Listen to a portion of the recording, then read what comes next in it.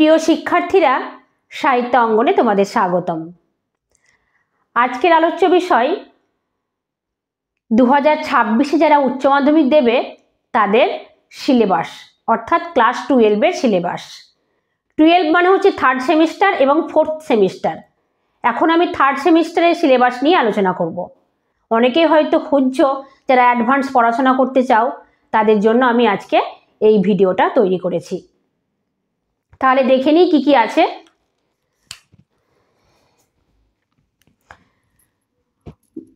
দ্বাদশ শ্রেণী, বিষয় বাংলা ক, সেমিস্টার থার্ড, পূর্ণমান 40 নাম্বারেরই পরীক্ষা হবে। যেমন 11 ফার্স্ট সেমিস্টার হয়েছিল, সেরকম থার্ড সেমিস্টার 12টাও 40 নাম্বারের হবে। সেকেন্ড সেমিস্টারও 40 নাম্বার হয়েছিল 11-এর, কিন্তু এখানে থার্ড সেমিস্টারটা উল্লেখ করছি, ফার্স্ট আর থার্ড সেম হবে, এমসিকিউ পরীক্ষা হবে। এটা বোর্ডের হবে থার্ড সেমিস্টারটা, আর 11-এর ফার্স্ট সেমিস্টারটা স্কুলে কোশ্চেন হয়েছিল, এটা কিন্তু বোর্ড থেকে কোশ্চেন হবে। এবার দেখে নিই আমরা কি কি বিষয় আছে। গল্প আছে আদরিণী, লেখক হলেন প্রভাত কুমার মুখোপাধ্যায়। কবিতা আছে দুটি, অন্ধকার লেখাগুচ্ছ, কবি হলেন শ্রীজাত।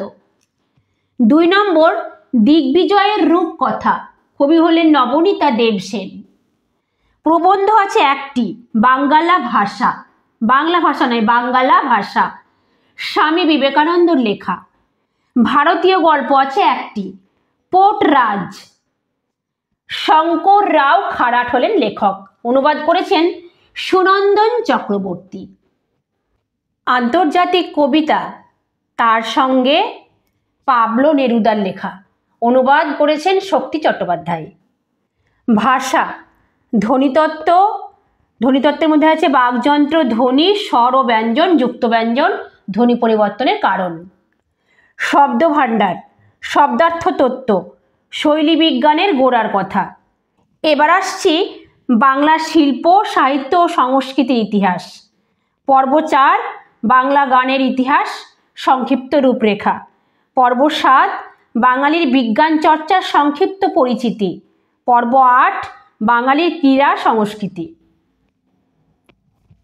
এই ছিল আজকের আলোচ্য বিষয়।